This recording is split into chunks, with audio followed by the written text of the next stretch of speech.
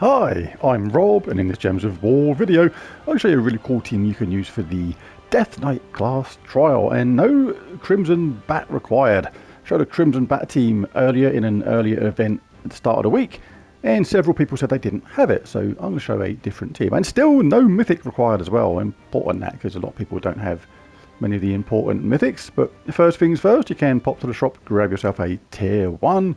This is going to give you a potion of enchantment amongst other things, including gold, souls, and more class trial sigils. Very handy indeed.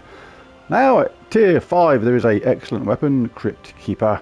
Death marks an enemy, deals magic +1 true damage to all enemies below them, boosted by enemy death marks. But no need to buy all the gems to get this far, because you will pick it up for free once you've achieved 250 class wins in this class. So do it that way, it's going to save you a bunch of gems.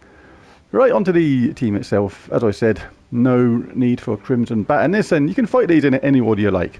So let's pick on King McHale next. Right, I showed a couple of alternatives to this. Like I say, the Crimson Bat is the best way to go. Stick a couple of these in your team. It's going to do a lot of true damage. Just chuck them in second or third place. Going to get a 50% mana start with the Ghost Queen. That is going to happen then really quickly. Just get red or blue for your bat and a wipeout.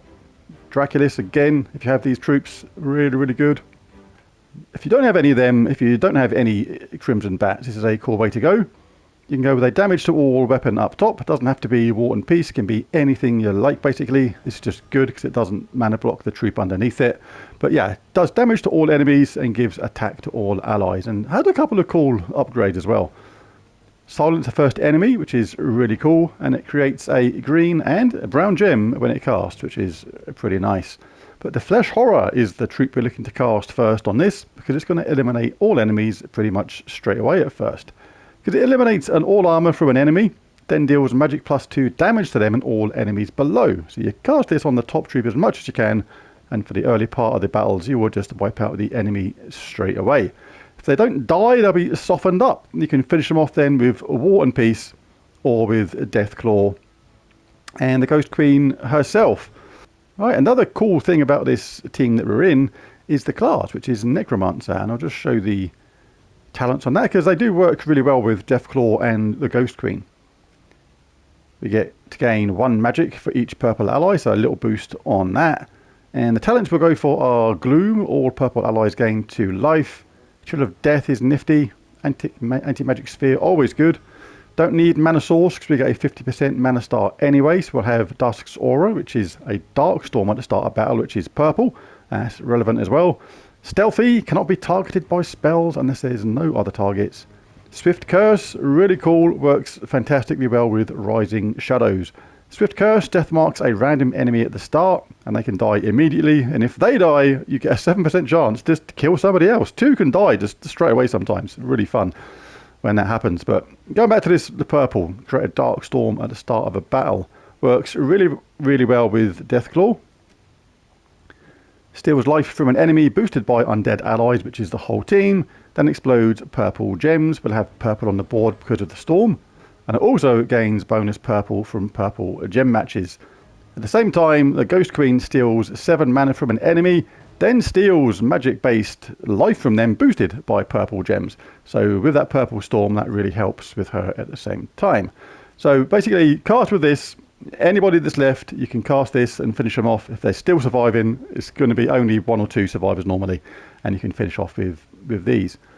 Right, so the banner for this, a +2 purple, +1 green, -1 red, Riven banner from Primal Rift. Let's dive in then and have a few battles. Take on the scary hamster first. Look at them teeth, he says. Probably doesn't, but there you go. Up straight away, cast this on the enemy up top. You can chuck on Medals of Nisha to boost up the damage of your team if you like.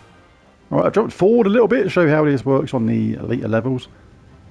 Works really well actually with those 2 troops at the bottom doing that steal life, because if, like on the previous battle, when you fight Garnock, that has a summon, and if that appears at the end, you can actually just cast that. Cast one of the troops that does the true damage at the bottom, and wipe out that summon instantly. But this works out really, really good. I'll show that in a minute. I'll just do these battles here, and I'll do the Garnock one to show you what I mean. But for this one, you're just making sure you get your 2 troops up at the top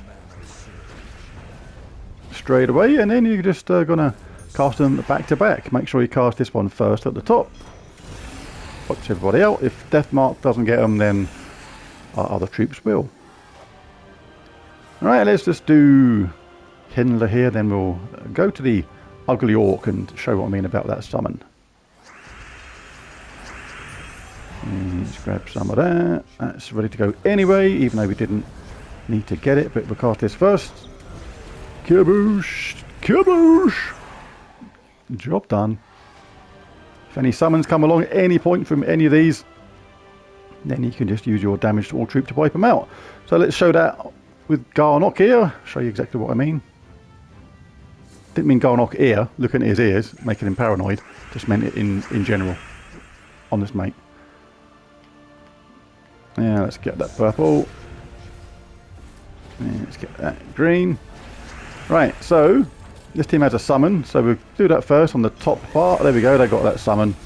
If you don't wipe them out with this, you can just choose to wipe them out individually. Just bash them on that true damage first, and yeah, it just worked out anyway.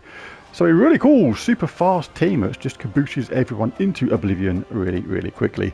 Well, there's a video. If you enjoyed it, found it useful or helpful, it'd be really cool if you bash that like and subscribe button. It really does help.